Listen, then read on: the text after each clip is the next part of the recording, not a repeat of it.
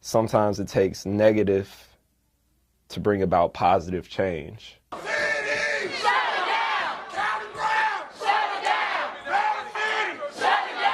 On early Friday, September 15th, St. Louis Circuit Judge Timothy Wilson filed his ruling of not guilty. Protests immediately erupted in downtown St. Louis.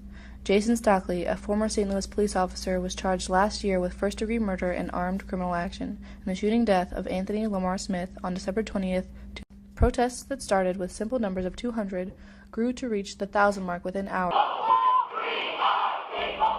Police action was swift from the St. Louis Police Department. Will Rivers, a former KRHS media student, was able to capture the Sunday protest held in downtown St. Louis. My name is Willie Rivers. We started the protests in front of the police headquarters. We were out and we were protesting downtown. We stayed there for about an hour. As you may have read or heard on the news, they had detectives that were in unmarked cars, and they had detectives that were amongst the protesters dressed as protesters and regular civilians. What started as a movement of peace led to a night of destruction. The Delmar Loop, an artistic and vibrant community where all ages and cultures convey in St. Louis, was attacked by a small number of rioters, leaving businesses and communities in shock.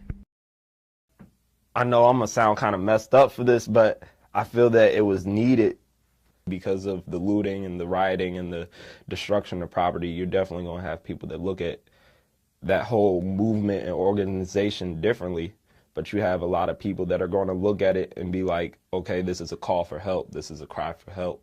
According to the St. Louis Post-Dispatch, in total, 121 people were arrested on Sunday, ranging in age from 17 to 64.